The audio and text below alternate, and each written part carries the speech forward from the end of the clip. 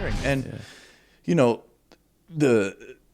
they go to penalty kicks, right? They make the late changes. And this fucking drives me crazy across all sports. Mm-hmm. Bringing on Rashford and Sancho, you know what that reminded me of? The Frank Ntilikina incident with the Knicks.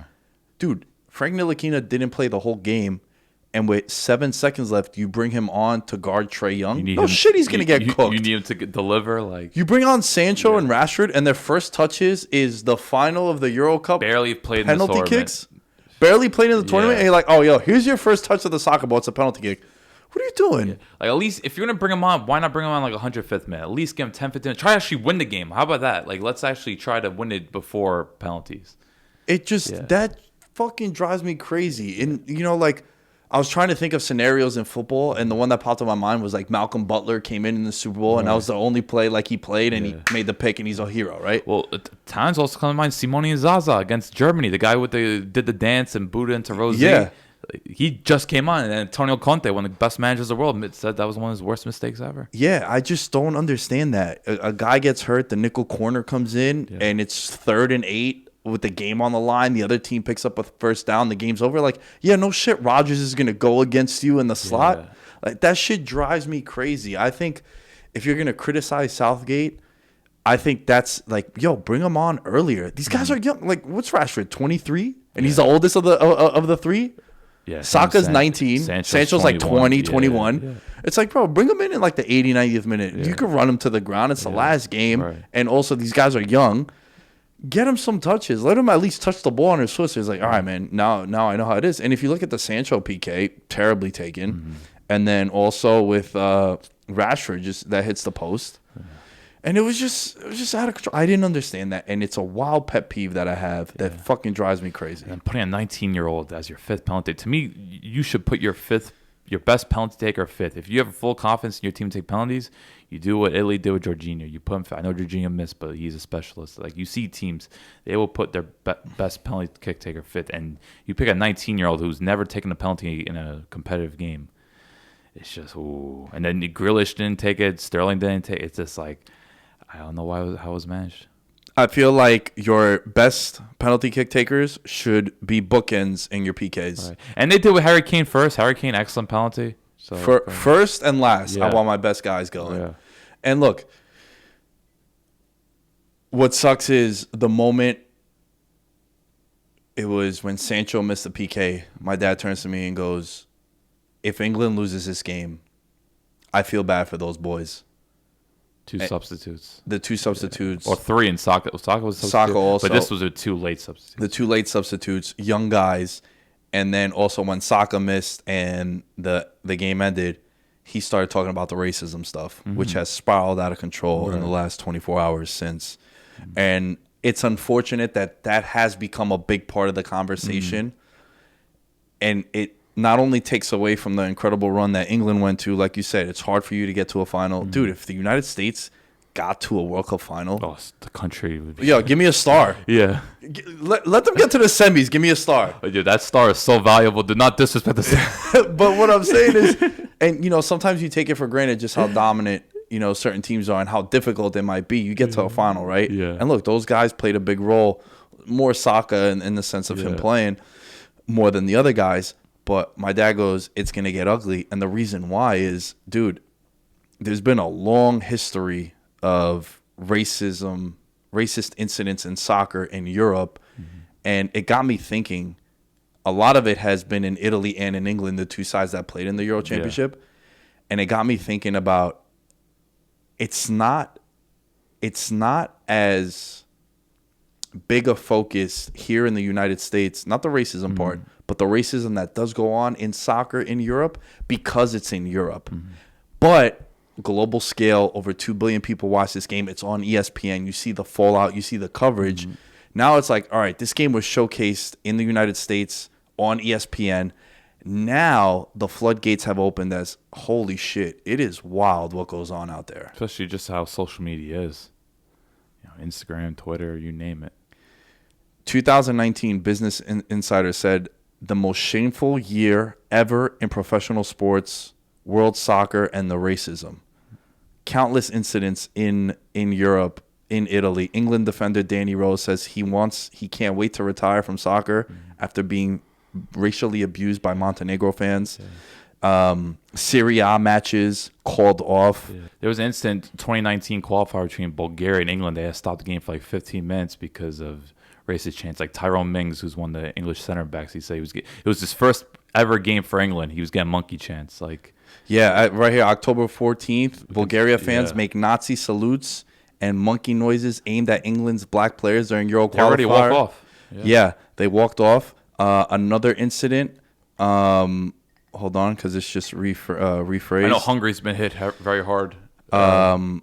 Brazilian striker Tayson is banned by Ukrainian FA after kicking the ball towards a racist member in the crowd who left him in tears. Game called and halted off. Serie A, countless incidents. Chelsea Antonio Rudiger plays for Germany. Oh, yeah, against reported Tottenham. Hearing monkey noises directed at him in the crowd during a game at Tottenham. Yeah. Harry Kane goes to the fans and says, "This needs to stop. Yeah. We will not continue this." Also, some Park Yeah. from Heung-min Sung. the Korean player. He also said he got sent off because of the noises and the way he retaliated. So this is something that unfortunately has been happening in Europe a lot. Juventus defender Bonucci. Yeah, he defended Moise. He defended the fans rather than Moise Kean because Moise Kean, who's actually an Italian striker, now plays for PSG. He scored. I forgot who he scored Calgary. against. Cagliari. Yeah, so he scored, and they were making monkey choices. So he went he did the post of fans, and Bonucci's, rather than condemning the fans, Bonucci told Keane, "You shouldn't have done this." So it's like, He apologized later. Yeah. But it's like, don't give these fans a pass for what they did. August 3rd, Zenit St. Petersburg's fans display a banner to Brazilian Malcon stating that black players are not welcome to the club in St. Petersburg. And I can't understand this because Russia. if you're the Russians didn't kneel when all the Belgian players kneeled before their game. They all stood up, and that was a very it was very eerie. Because Ian Dark and Taylor Twellman was like the number one broadcasting duo for the Euros, and even they were just like, ooh. So Lukaku has had incidents in both Italy and in England as well. So this is something that I feel as if now it's being highlighted more, which is a great thing. Yeah. It's not great that it's happening. No shit. But it's great that now there's some awareness to this issue because it's been going on for a long time. And I think we got to change the conversation saying this is, to me, it's not a minority at this point. I'm not saying it's 50-50. Like, I'm not saying there's 50% racists out there, but I don't think it's a minority. I think there's a decent amount of people that act like this. Because they are talking like Rashford, Sancho, Saka. These are some biggest promising players. These players might lead England to glory in a year or 2024, whenever it is. And they go from heroes to now monkeys. This is how the thought process is with some fans. It's just absurd. Marcus Rashford was arguably 2020 man of the year in England. Bro, I was just gonna bring his charity work. I'm getting chills about it. Yeah. 20 million pounds he raised. Youngest person ever to top the Sunday Times giving list. 20 million pounds in charities.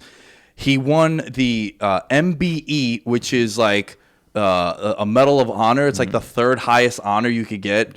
Yeah. The first is being knighted. Right. Second, I don't know what it is. Sorry, I'm not British. Yeah. But the third is that. And this is a dude who has a spotless record from what we know of. He's done more work than the government. Pretty much. Yeah, man. Yeah, and it's just. I think Obama just did interview him too. He met Obama. That's how much work he's done. And it's yo, this is something that my high school coach told me at a young age. I remember one time. One of my teammates dropped back-to-back passes on third down, and we had to punt. And I just go off on him on the sideline. Super Phillip Rivers, just chewing him out. My coach comes over and he goes, "Hey man, can I tell you something?" Yeah. He's like, "Nobody feels worse than the person that makes a mistake." Yeah. And that resonated with me because that was something that I think we can look at life in that sense too. When someone fucks up and they're genuinely a good person, they feel like shit. Yeah. You think these guys wanted to go, you know what I'm going to do? I'm going to miss this PK. Right. No, they fucked up. They missed a penalty kick. Shit happens, bro. Ronaldo's missed a penalty kick. Mbappe missed a penalty kick. Baggio, Beckham. Yeah. Big name players. The bigger the stage, look, I know these guys aren't world beaters, but they're, Sancho just they're highly regarded. Yeah. We're talking about three these are top players in England. This is going to be the core of your team moving forward.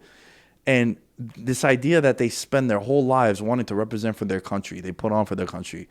They're training and they're breathing soccer and they're trying to bring it home, and then you get that. Yeah, and we're talking about That's England, crazy, how everyone's all together now, like Southgate, who's done a tremendous job. Because England, as we've known for the past 15, 20 years, is about as divided as it gets. Not as a fan, but just their national team has been very fragmented with huge egos, questionable managers. Like to see them all together, like you hear headlines, oh, the whole country is ready to support this England team. And like, where's the support now? You're going to support them while they're winning it up. You got to support them when they suffer setbacks, when it's adversity. So it's the fall is very disappointing. But Gary Neville talked about Jamie Carragher. They said once they saw who missed it, like, oh no, this is going to get bad, and they called it.